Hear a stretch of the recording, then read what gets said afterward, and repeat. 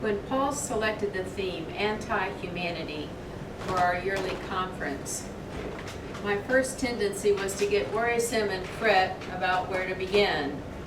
Simple questions such as, it's not clicking. Oh, turn it on. I might have turned it off. You I did. might have turned the remote off there. There you go.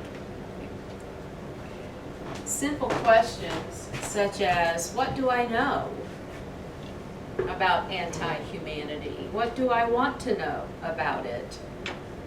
What I know, is it worth sharing?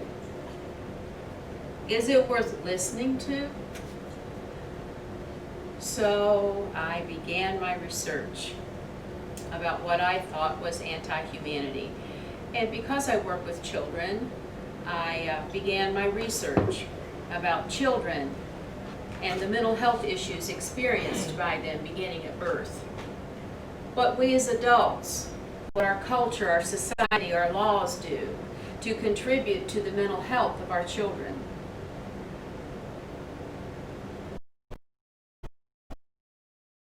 To healthy mental health, and what contributes to the mental health of our children were issues that I really wanted to research. How do we help our children and our families? I saw the anti-humanity theme fitting right into this research.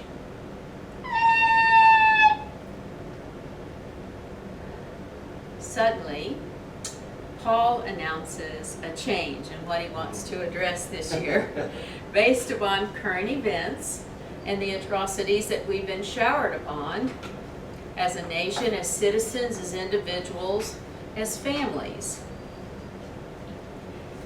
Defining America, the topic selected by Paul for me, people who defined the American Revolution. Oh, this will be an easy one to research, he said. I said to self, Susan, turn your canoe around and paddle down a different tributary. The American Revolution, it's taught in our schools, it's in our curriculum. Oh, let me rephrase that. The American Revolution was taught in our schools as a compilation of people and events. Benjamin Franklin, the Common Sense pamphlet, George Washington, leader of the Continental Army and first president of the United States, Thomas Jefferson, author of the Declaration of Independence, the Boston Tea Party, the Boston Massacre, the Midnight Ride of Paul Revere. If I were to ask you to name a man who led or fought in the American Revolution, who quickly comes to your mind, Andy? Name a man. The American Revolution? Yeah. George Washington. George Washington. Name a man.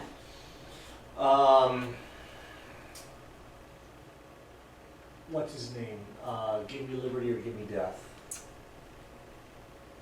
Who, Nathan Hale? Yeah. Nathan, okay. How about this guy here? Do you recognize him? Ben Franklin. Ben Franklin. Name a man.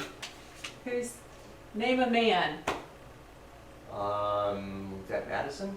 No, Paul Revere. Oh. Okay. Name a man. Oh, just Jefferson. That's Jefferson.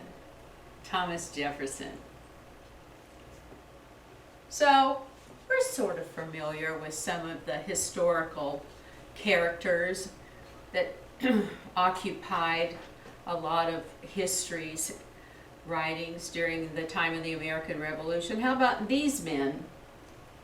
Crispus Attucks, Samuel Poor, Colonel Tye.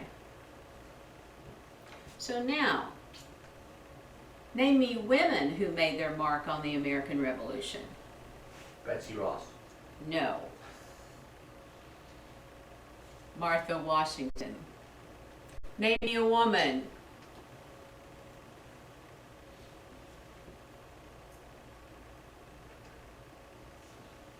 Betsy Ross. I said her name. I didn't know that was a picture.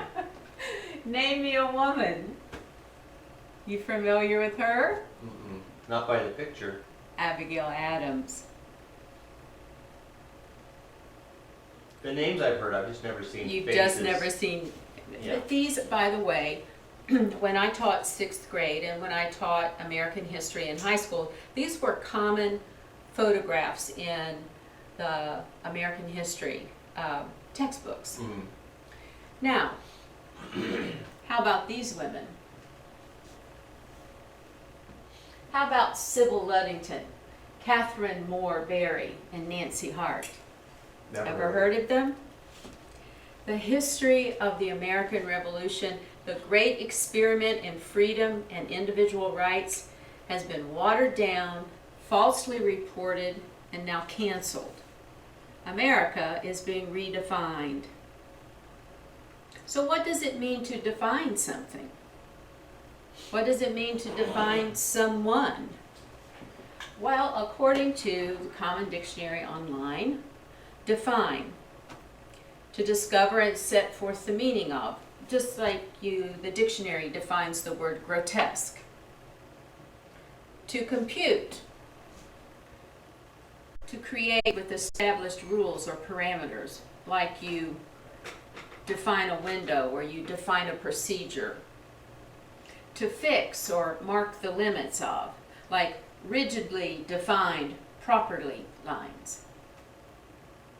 To make distinct or clear or detailed, especially an outline, like what I did, define my eyes with mascara. Characterize, distinguish.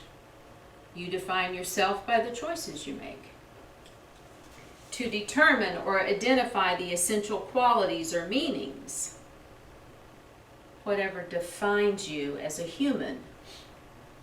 These are all definitions from the Merriam-Webster Dictionary. I will use the word define in this manner. The character and essential qualities of an individual that reveals their state of being. So now that we've defined define, what are some of those qualities that reveal a person's state of being? Let's look at some common defining things. Your GPA, your status, your relationships, your job or career, your politics. Well, when I was in high school and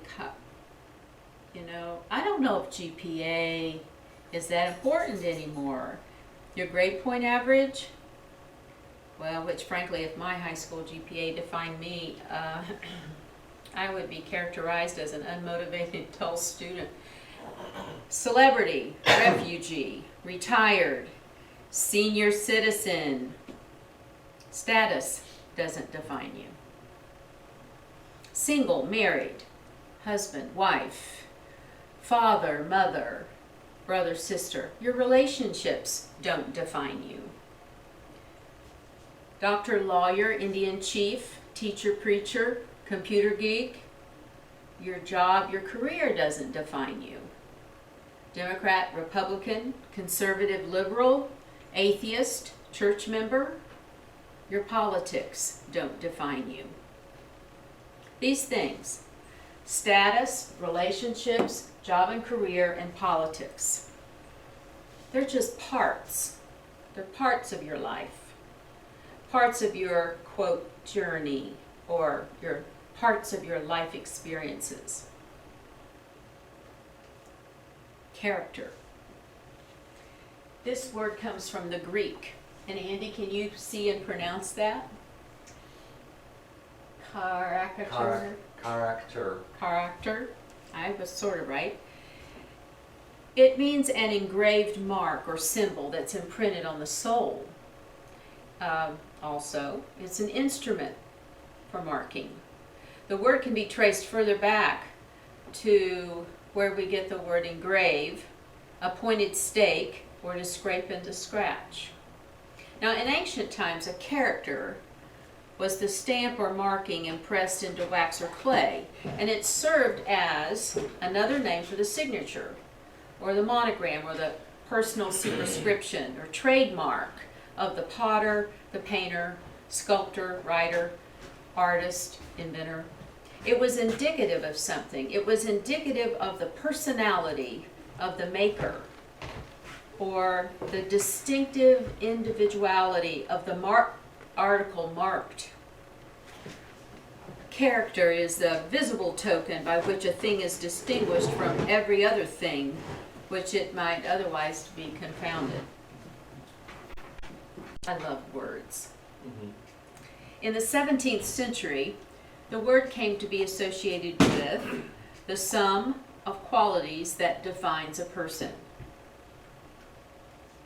Intellect, thoughts, ideas, motives, intentions, temperament, judgment, behavior, imagination, perception, emotions, your loves, your hates. Is this what defines character? Well, character is not synonymous with personal tastes. Character is not synonymous with your temperament or your preferences. How you dress, your favorite music, if you're introverted, extroverted, have little to do with your character. Character is defined in how your habits, your motives, your thoughts relate to morality, particularly integrity. It's your moral self. Character is referred to as the crown of a moral life, or your moral structure. It's something you build through virtuous behavior. Character involves a choice or a bent of will.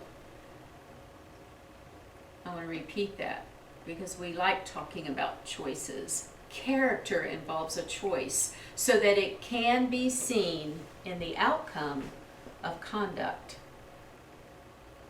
Your character defines you. The mistakes you make and how you handle them define you. How you handle life defines you.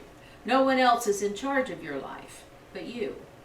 You can't allow someone else to define you because they were put here on earth to define themselves. It has been said, I will not allow someone else to write my story. The lives that defined the American Revolution. I would rather change the title of my 3 talks to Character That Defined the American Revolution. These qualities are seen in the outcome of the conduct of these historical individuals I want to share with you. 7 things we know about Crispus. He was multiracial. His father was African and his mother was a native woman of the Wampanoag tribe. He escaped slavery at the age of 27. He was a seaman. He worked on whaling ships. And when he wasn't at sea, he worked as a rope maker. He was angry at the British over competition for work. Great Britain paid its soldiers so poorly that many of them found it necessary to take part-time jobs and off duty in order just to make ends meet.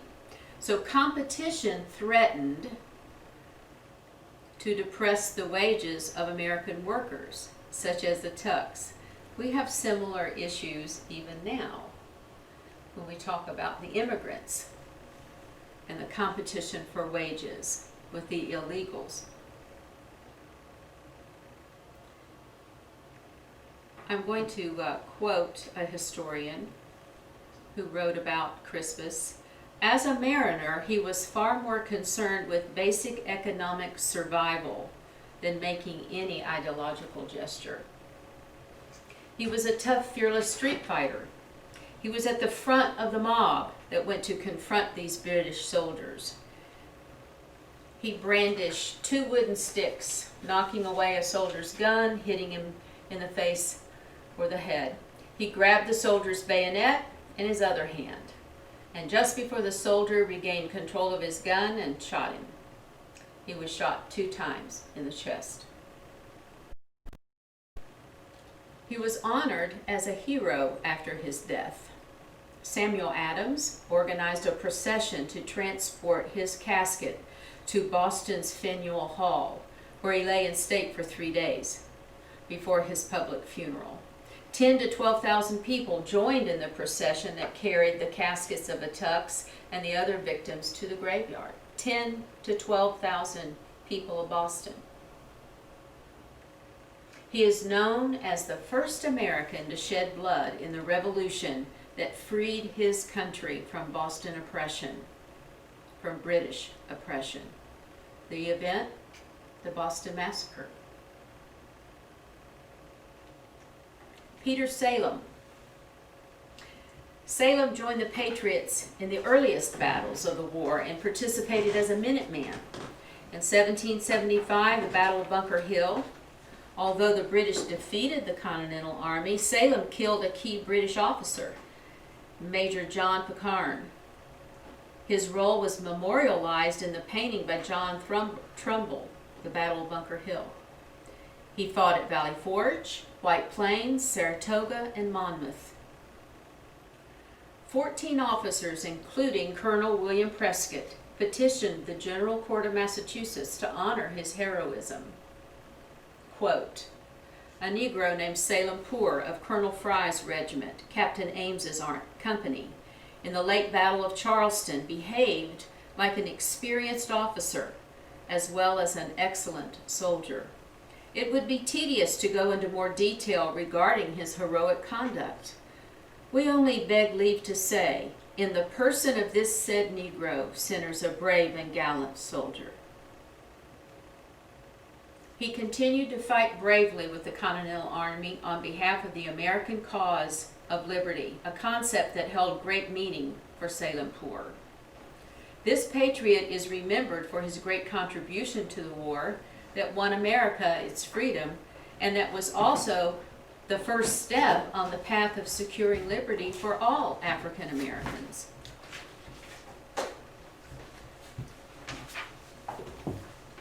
Colonel Ty. Now, to make sure I give a fair and balanced reporting of remarkable men of the American Revolution, I will include the man Titus Corliss of Shrewsbury, Monmouth County, New Jersey. Titus escaped his slave owner, John Corliss, and made his way to Delaware. John Corliss, religious Quaker, the doctrine of the Quakers stated that it was the slaveholder's responsibility to educate his slaves and grant them freedom at the age of 21. John Corliss denied his religion's doctrine. He whipped Titus for the most trivial offenses, never taught him to read or write, and offered no religious instruction. When Titus turned 21, John Corliss refused. And at the first opportunity, Titus escaped. Lord Dunmore of Great Britain issued a proclamation stating that escaped slaves would be offered freedom if, quote, they are able and willing to bear arms, joining His Majesty's troops as soon as they may be for the more speedily reducing this colony to a proper sense of their duty. And he was referring to the colony of Virginia. Well, as soon as Titus heard this proclamation from Lord Dunmore, he found passage to Norfolk, changed his name to Ty, and promptly became a part of Lord Dunmore's Ethiopian Brigand of former slaves. It numbered over 300 men. He was issued a musket, gear, a splendid uniform with the words, "Liberty to slaves," emblazoned on the chest. His keen intellect and determination was noted by his British commanders, and he was soon promoted to captain and put in charge of a company of former slaves. He was the pride of the regiment. By the summer of 1776, Lord Dunmore had fled Virginia, of ships, never to return. On board were the remains of the Ethiopian Brigand, who had been ravaged by smallpox. Ty and his company were involved in some major skirmishes with the Patriot militiamen and were not on any of Lord Dunmore's retreating ships. Not much is known about him during the next 2 years, but sometimes late in 1777 he assembled his own unit of former slaves from Monmouth County and led them in what became known as the Black Brigade. Ty conducted raids in Monmouth County and also his former home of Shrewsbury. His hit-and-run tactics against patriots, including many slave masters, were notable. The Black Brigade's numbers grew to be into a regimental force and attracted many white loyalists who were angered over patriot attacks on their homes. The British took note of his leadership and bestowed him with the honorary title of colonel. In late 1779, his Black Brigade joined forces with the Queen's Rangers, and they terrorized New Jersey patriots and began executing known patriot leaders. It was an eye for an eye retribution that continued unabated for several months. Throughout the 1780s, Ty's forces assaulted New Jersey farms with impunity. The Continental troops attempted to thwart his brigade's actions, and they were found fruitless. His fortune ran out in September 1780 when his forces were set upon by American militiamen. In the battle, he was shot in the wrist. This minor wound turned fatal when tetanus set in. He died of lockjaw days later. The Black Brigade continued their raids against the Patriots. As the war wound down, Captain Josiah Huddy was snatched off a British prison ship and hanged by the Black Brigadesmen on the shore of Monmouth County. This incident caused such an uproar among the Americans that it stalled the Paris peace talks. Colonel Ty became known as the greatest guerrilla fighter of the American Revolution. He struck terror into the hearts of New Jersey residents.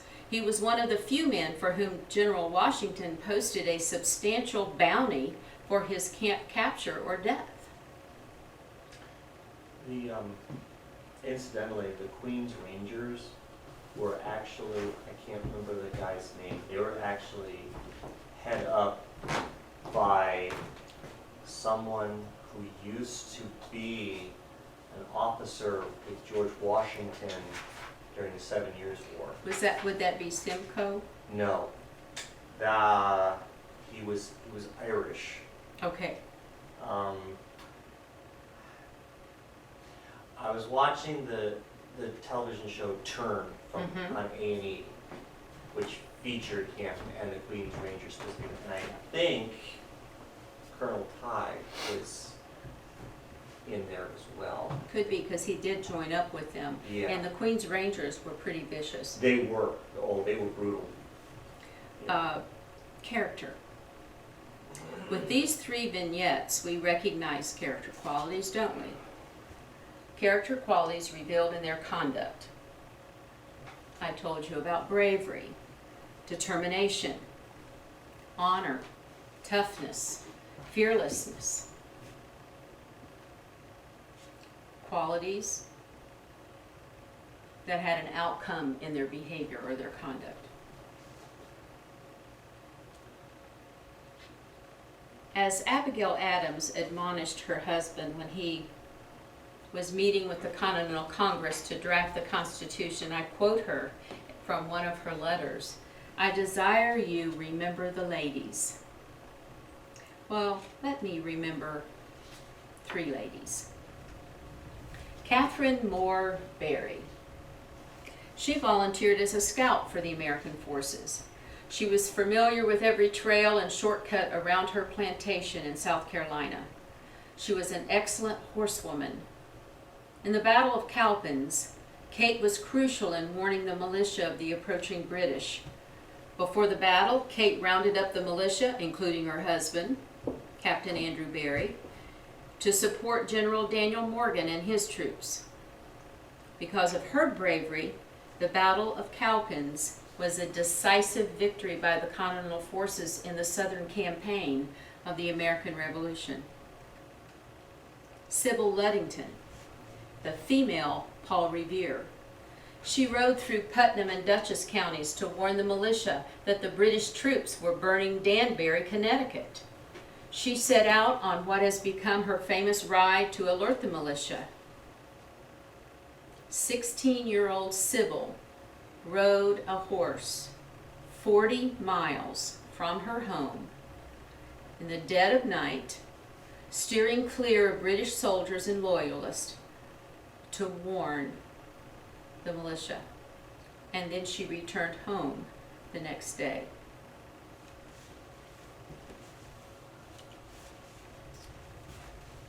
What does a turkey have to do with the American Revolution? Well, don't we associate turkeys with Thanksgiving? Well, Ned, what happened? Honey? Well, you hit a, No, I didn't hit anything.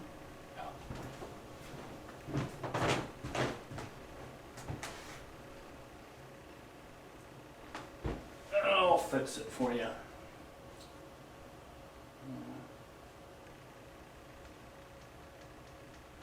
Okay, what slide are we on? Nancy Hart. Okay.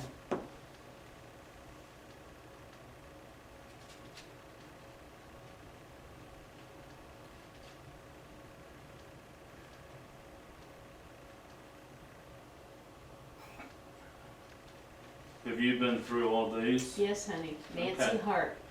It'll be a picture of Nancy Hart and her name. You're getting close. There she's next, right there. Okay.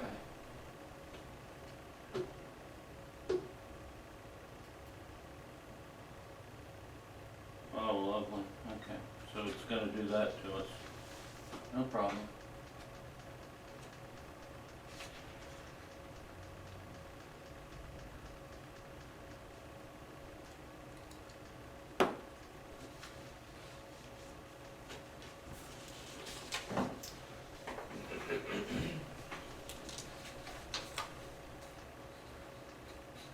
I can play with my turkey.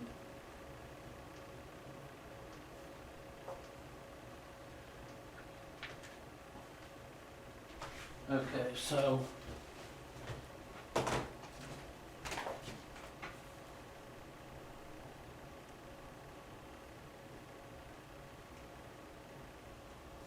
You might have hit that right there, I'm not sure. There you go. So what does a turkey have to do with the American Revolution? We associate turkeys with Thanksgiving. Well, here's a woman after my own heart. The most well-known story of Nancy Hart begins when 6 British soldiers stopped at her cabin in search of a Whig leader. Although the man they had been tracking had been there, she denied seeing anyone. They were convinced she was lying. So one of the Tory soldiers shot and killed her prize gobbler and ordered her to cook the bird. That did not sit well with Nancy. They entered the cabin, stacked their weapons in a corner, and demanded something to drink. So she served up wine and sent her daughter to the spring for a bucket of water. And she secretly instructed her daughter to blow a conch shell that they kept hidden in a nearby stump to alert neighbors that Tories were. Well, as Nancy served her visitors wine and kept serving them wine, she began to pass the muskets through a hole in the back of the cabin to her daughter, who had slipped to the rear of the home. When they realized what was going on, the British soldiers rushed her to try and retrieve what weapons they had left. Well, Nancy gave them one warning. And the warning was, I will shoot the next man who moves. 2 men charged her. One was shot and killed, and the other severely wounded. She held the rest of the soldiers off until her husband Benjamin and others arrived. Benjamin wanted to shoot the remaining hostages. Nancy insisted on hanging them. So you don't make Nancy mad and you don't kill her prize turkey. In 1912, workmen that were grading a railroad near the site of the old Hart cabin unearthed a neat row of 6 skeletons that lay under nearly 3 feet of earth, some with broken necks, as if they had been hanged. It was estimated that they had been buried there for over a century. She was feared by the Cherokee Indians, who nicknamed her Wahatchee, war woman. She disguised herself as a soldier and spied on British troops. She carved a notch in an old tree stump near her cabin. Hiding in the brush with her gun ready to fire, she would shoot the British soldiers as they crossed the river. What did they call that? When they meant a sniper? Sniper, yeah. She was a sniper. And she would leave the bodies for her husband to deliver to the appropriate authorities. She was a skilled herbalist, hunter, and marksman. She lived nearly 100 years, moved to Kentucky, woohoo, before her death. She was underestimated, but she was a staunch patriot. She acted fearlessly to protect her family and her country. 3 men, 3 women have been used as illustrations of character that define the American Revolution. We have bravery, self-determination, fearlessness, initiative, creativity, and I'm sure you can name more, even just from these vignettes that I've shared with you. But the common denominator is character. Character is seen in the outcome of their conduct. We saw evidence of good character in Salem Poor and Crispus and the 3 women I used. And we saw bad character as evidenced in Colonel Tye's vengeance and cruelty. All these men and women made defining statements during their lives and in the times that they lived. Character. A word that most of us desire to have ascribed to us. In this modern age, the standards can be pretty vague as to how to build character. It's like honor. It's taken for granted. Many have a great affinity for it, but never had to define it. When pressed to define character, some may struggle to do so. Character. It defines you. I close with an old Quaker saying, let your life speak. And I'll repeat that because we have 2 dogs that have no character. Oh, their characters are.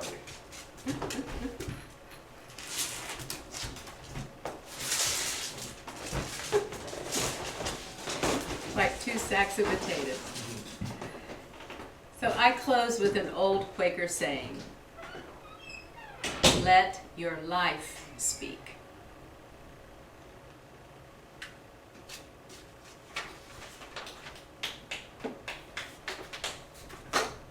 When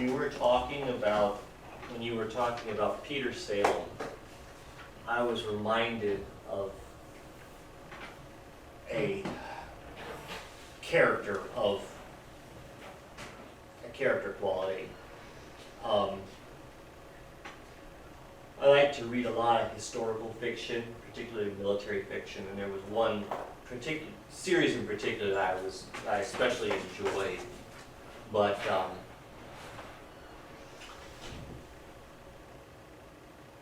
there are certain military individuals who are in the military, and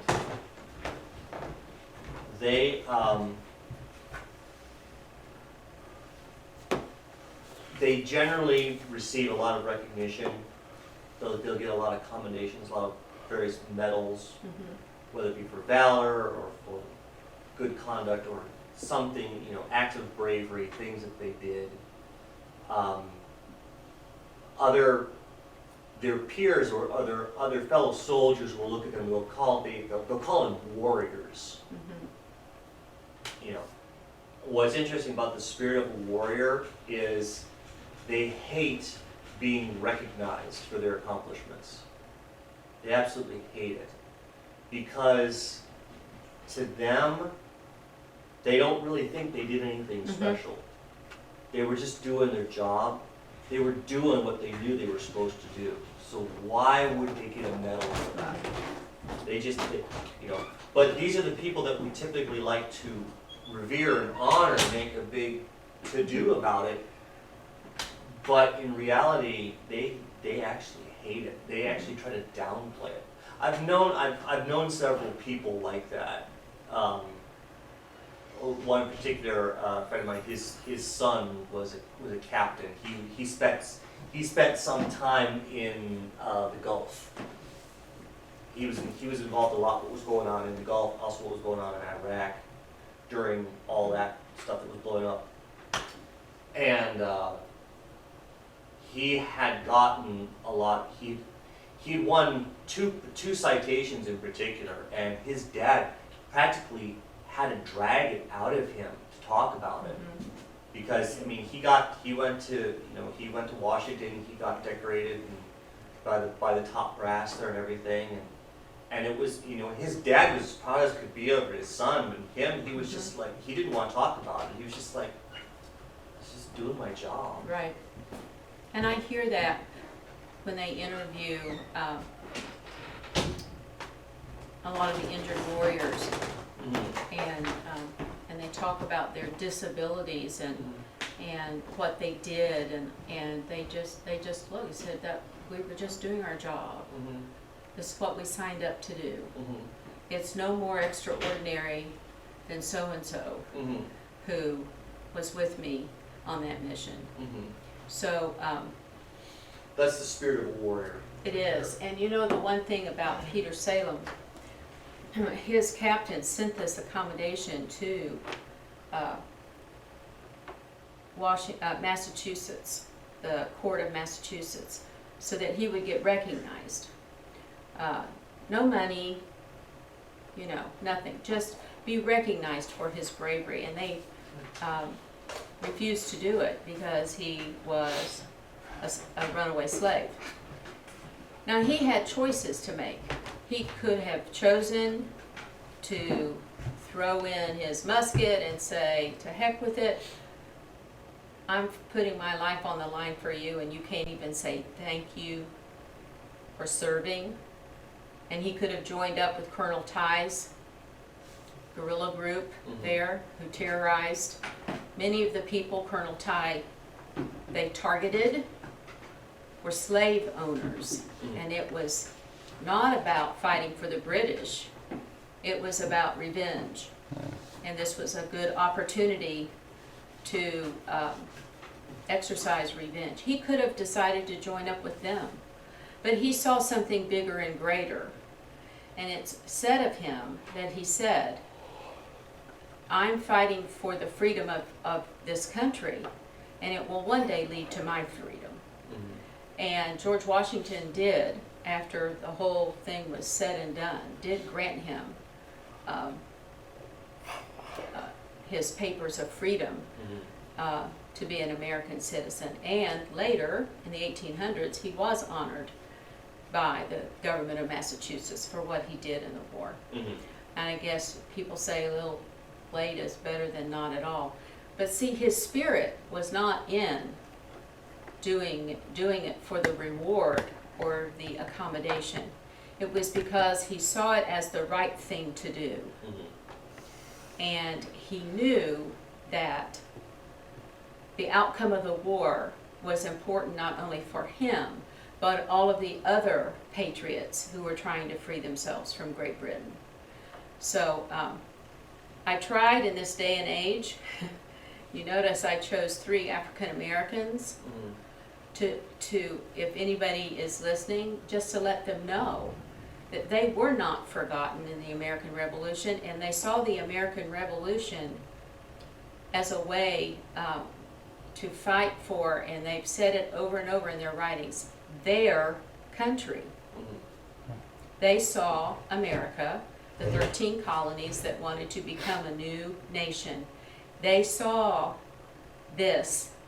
This was their country, and it was worth fighting for and dying for, even if they didn't have those freedom papers in their hands that emancipated them from slavery. That's character. Mhm. That shows that integrity of their heart. And I could have given more and more examples, because when you dig in history, you find wonderful people that are not your common notoriety people in history books. And I encourage parents to really push for reading and research. Don't just take what's in the textbook. Go a little deeper, go a little farther in finding the information about the shapers of our history.